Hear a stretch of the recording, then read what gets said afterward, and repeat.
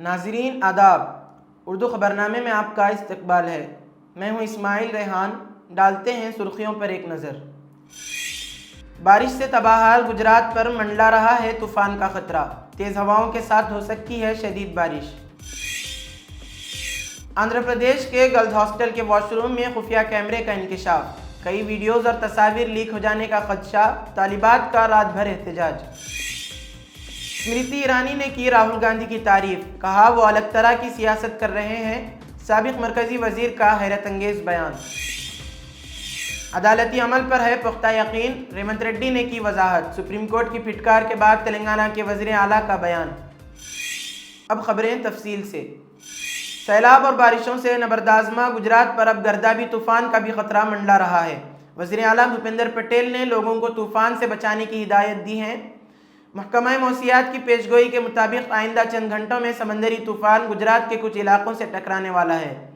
خلیج بنگال پر فعال گہرا دباؤ کمزور ہونے کے بجائے مزید مضبوط ہونے کا امکان ہے، اس لیے احمد آباد سمیت پوری ریاست میں تیز ہوائیں چلیں گی۔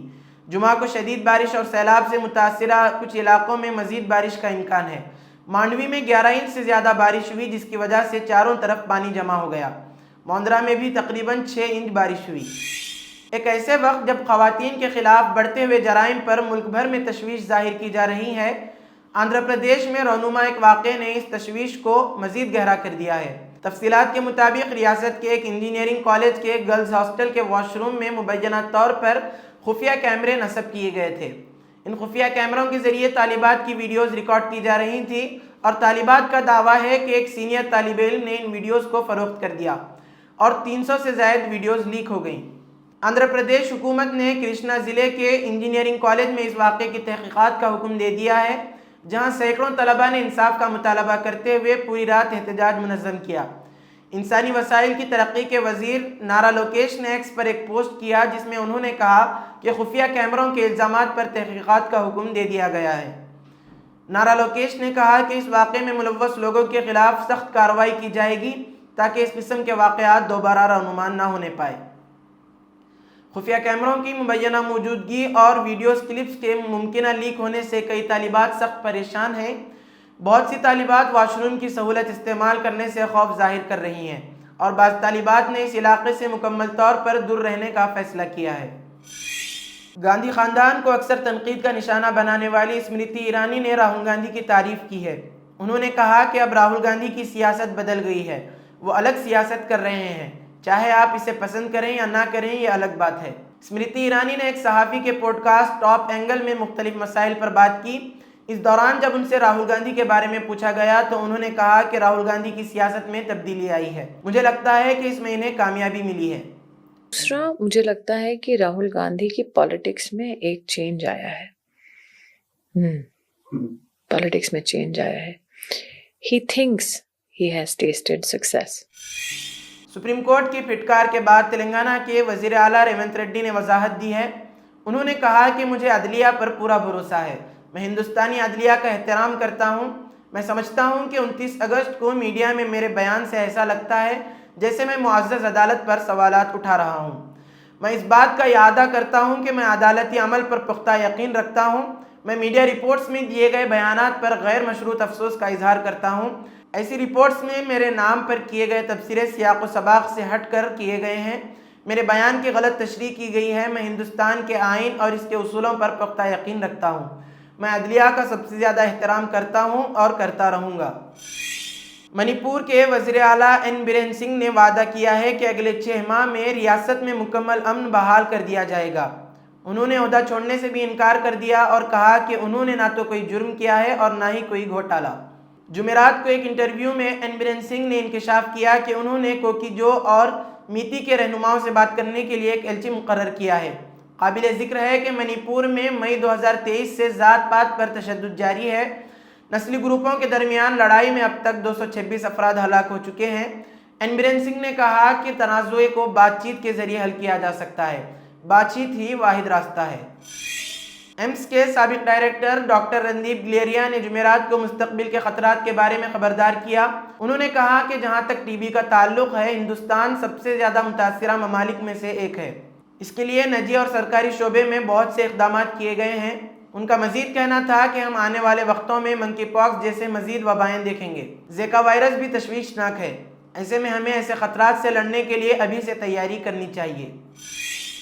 دہلی ہائی کورٹ نے مرکزی وزارت ثقافت اور محکمہ آثار کو سابق وزیر اعظم منموہن سنگھ کا جاری کردہ وہ حکم نامہ پیش کرنے کی ہدایت دی ہے جس کے مطابق مغل دور کی جامع مسجد کو محفوظ یادگار قرار نہیں دیا جا سکتا۔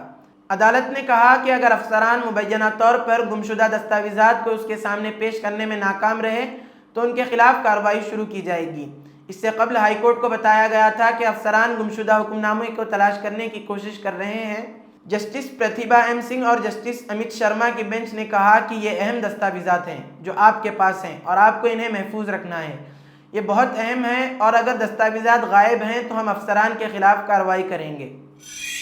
عالمی ادارہ صحت کے سینئر عہدیدار نے کہا ہے کہ اسرائیلی فوج اور فلسطینی مزاحمتی تحریک حماس نے بچوں کو پولیو کے قطرے پلانے کے لیے 3 مختلف زونز میں 3 روز کے لیے جنگ بندی پر اتفاق کر لیا ہے۔